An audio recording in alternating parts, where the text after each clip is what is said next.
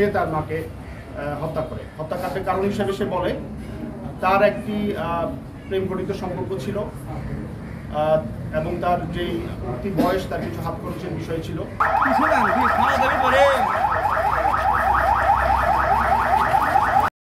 রবিবার দুপচাচিয়া থানা এলাকায় এক গৃহবধূ নৃশংস হত্যাকাণ্ডের শিকার হয়। এটা মূলত ফুটেজ ছিল। এই হত্যাকাণ্ড ঘটার পরপরেই ইলেকট্রনিক মিডিয়ায় চাঞ্চল্যের সৃষ্টি হয় এবং তার প্রেক্ষিতে আসলে তদন্ত করে আমরা দেখি যে যখন আমরা ন্যারো ডাউন করে আসি সিসিটিভি ফুটেজ পর্যালোচনা করে দেখা যায় যে ঘরের ভিতরে বাইরে থেকে বহিরাগত কেউ ঢুকেনি।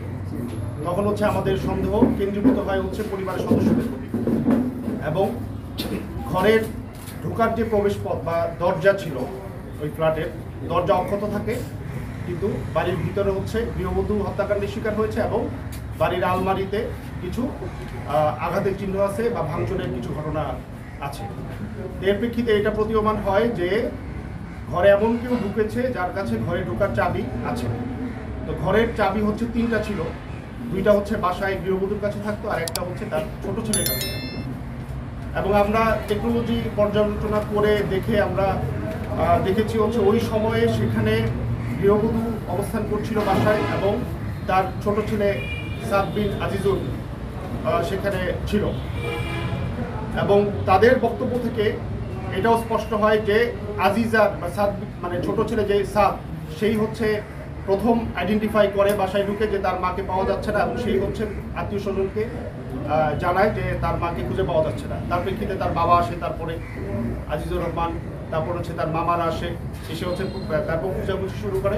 পরবর্তীতে আবার এই ছেলেই ছোট ছেলে সাদ সে ডিপ ফ্রিজের ভিতর থেকে তার মাকে খুঁজে পায় এবং সবাইকে জানায় যে এই জায়গায় আছে। গতকালকে রাতে সাদ, তার বাবা আজিজুর রহমান এবং একজন জনৈক ভদ্রলোক জুয়েল রানা প্রামাণিক, এই তিনজনকে আমরা জিজ্ঞাসাবাদের জন্য নিয়ে আসি এবং জিজ্ঞাসাবাদ শেষে পর্যাপ্ত জিজ্ঞাসাবাদ শেষে সাদ স্বীকার করে যে সে তার মাকে হত্যা করে। হত্যাকাণ্ডের কারণ হিসেবে সে বলে তার একটি প্রেম ঘটিত সম্পর্ক ছিল এবং তার যেই বয়স তার কিছু হাত খরচের বিষয় ছিল এবং আমরা টেকনোলজির মাধ্যমে কিছু জানতে পেরেছি তার কিছু ট্রানজ্যাকশনের বিষয় ছিল, টাকা পয়সা লেনদেন ছিল। আমরা ধারণা করতেছি এটা হয়তো অনলাইন টুকটাক জুয়া খেলতে পারে।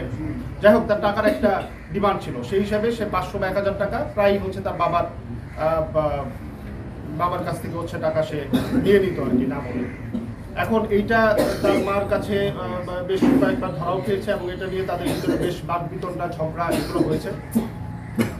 এগুলোর প্রেক্ষিতে তার মার সাথে তার একটা ক্ষোভ ছিল মার উপরে এবং ঘটনার দিন 10 তারিখ সকালবেলা সকালে এটা নিয়ে তাদের বাকবিতণ্ডা হয়।